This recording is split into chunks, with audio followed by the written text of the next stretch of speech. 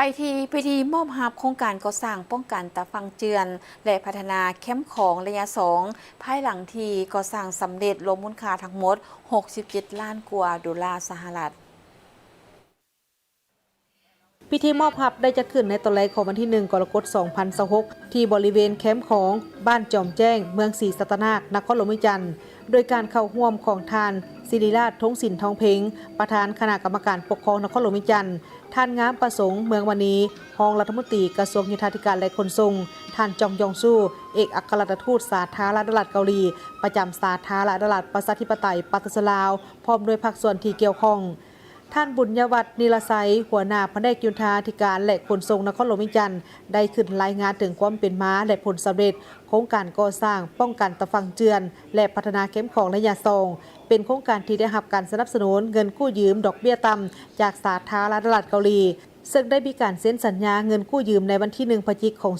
2017 ระหว่างกระทรวงการเงินแห่งสาธารณรัฐประชาธิปไตยปากีสถานลาวและธนาคารนำเข้าและส่งออกจากสาธารณรัฐเกาหลีรวมมูลค่าของการกู้ยืมทั้งหมดแมน57 ล้านกว่าดอลลาร์สหรัฐและบ่วงเงินสะสมของรัฐบาลมูลค่า9 ล้านกว่าดอลลาร์สหรัฐรวมมูลค่าทั้งหมดแมน67 ล้านกว่าดอลลาร์สหรัฐเพื่อก่อสร้างระบบป้องกันตะฟังเจือนบ่ให้เซาะเจือนสร้างคูป้องกันน้ำท่วมพัฒนาเขตเข้มของให้กลายเป็นแหล่งท่องเที่ยวเป็นบ่อนพักผ่อนและออกกำลังกายของประชาชนลาวก็คือชาวนครหลวงวิจันทร์แนใส่ปกป้องเขตน้ำแดนดินทรัพย์สินของชาติบ่ให้พังทลายตามสภาพของธรรมชาติที่เกิดขึ้นพื้นที่โครงการแม่นกวมเอา2เมืองคือเมืองศรีสัตนาประกอบมี11บ้านและเมืองหาดไซฟองประกอบมี8บ้านโครงสร้างป้องกันตะฟังเจือนได้ถูกออกแบบตามมาตรฐานด้านวิศวกรรมประเภทลิฟแลบและก็ได้กำหนดเอาสถิติระดับน้ำท่วมในครอบเวียน100 ปีเป็นมาตรฐานระดับป้องกันน้ำท่วมตั้งนาให้แผนกยุทธาธิการและขนส่งและบรรดาไอ้น้องหมดทุกคนที่ว่าได้มีผลสำเร็จอันใหญ่หลวงโครงการตะฟังเจือนแคมป์ของระยะ2ที่จัดตั้งปฏิบัติเริ่มแต่ปี 2002 จนมาฮอดปี 2026 เกือบ 4 ปีเฮ็ดให้โครงการดังกล่าวได้สำเร็จอย่างจบงามและมีผลสำเร็จอันใหญ่หลวงสิ่งที่ประสบสำเร็จได้ก็ย้อนบรรดาการนำบรรดาทุกแขนงการที่เกี่ยวพันเกี่ยวของรวมทั้งบ้านทั้งเมืองของเราได้ร่วมจิตร่วมใจเฮ็ดให้โครงการนี้สำเร็จได้นำแผนกยุทธาธิการขนส่งขอขอบใจมายังทุกภาคส่วนทุกขบวนการที่เฮ็ดให้โครงการนี้สำเร็จในระยะ 4 ปีผ่านมาเฮ็ดให้มีใบหน้าใหม่ให้แก่ชาวนครหลวงเวียงจันทร์เฮาในการพัฒนาพวกเฮาเห็นได้มีความสดสวยงดงามแคมป์ของเขตสวนม่อนถือว่าเป็นเขตที่สวยงดงามอีกแห่งหนึ่งของนครหลวงวิจันทร์ของพวกเราหลังจากพอเฮามอบรับโครงการนี้แล้วพวกเฮาจะได้มอบให้อำนาจเขาปกครองโดยเฉพาะแม่นเริ่มจากบ้านตะแสงและก็เมืองแล้วก็พวกบรรดาเศร้าค้าขายบรรดาญาติพี่น้องที่พักอาศัยอยู่เรียบตามแคมป์ลำคลองและบรรดาผู้มาส้มไส้ออกกำลังกายหรือว่าเฮ็ดกิจกรรมให้มีส่วนร่วมเบิดทุกคนรักษาความสะอาดและรักษาสถานที่ดังกล่าวให้มีความสดสวยงดงามเฮ็ดให้เป็นที่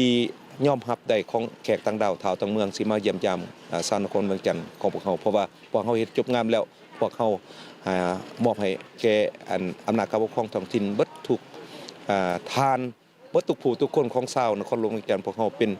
มีส่วนร่วมรักสมรักษาเบิดทุกคนการก่อสร้างช่วงที่1ประกอบมีหน้าสันคูป้องกันน้ำกว้าง 7.2 เมตรก่อสร้างหน้าทางปูยาง2สั้นตามสันคูกันน้ำกว้าง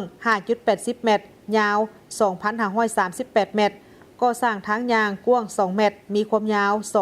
2,538 เมตรก่อสร้างห้องระบายน้ำรูปตัวยูสูง1 เมตรกว้าง 0.8 เมตร 2,500 เมตรก่อสร้างคันไดขึ้นลงตามความเนินจำนวน12จุดติดตั้งไฟเยืองทางแต้มเส้นจราจรและติดตั้งป้ายสัญญาณจราจรช่วงที่2ประกอบมีหน้าเวียกหลักคือก่อสร้างระบบป้องกันตะฟังเจือนแบบเหรียญหินประกอบมีหน้าสันคูป้องกันน้ำท่วมกว้าง 7.2 เมตรก่อสร้าง หน้าทางปูยาง2สั้นตามสันคูกันน้ำกว้าง 6.50 เมตรยาว 5,450 เมตรก่อสร้างห้องระบายน้ำฮูบตัวยู่สูง1เมตรกว้าง 0.8 เมตรยาว 5,450 เมตรก่อสร้างคันไดขึ้นลงตามความเนินจำนวน23จุดก่อสร้างท่อข้ามทางขนาด 0.8 เมตรยาว 40 เมตรจำนวน4จุดก่อสร้างท่าเรือ1จุดกว้าง 10 เมตรยาว120 เมตรก่อสร้างหาวกั้นรถห้ามรถบรรทุกเข้ากว้าง 7 เมตรสูง 2.7 เมตรจำนวน2จุดก่อสร้างส่วนสาธารณะจำนวน13จุดมีเนื้อที่ 4.4 เฮกตาร์และก่อสร้างด้านบริการอื่นๆอีกถือว่าโครงการก่อสร้างป้องกันตะฟังเจือนและพัฒนาเข้มของระยะ2สำเร็จไปตามเป้าหมายและจุดประสงค์ที่กำหนดไว้ห้อยสนห้อย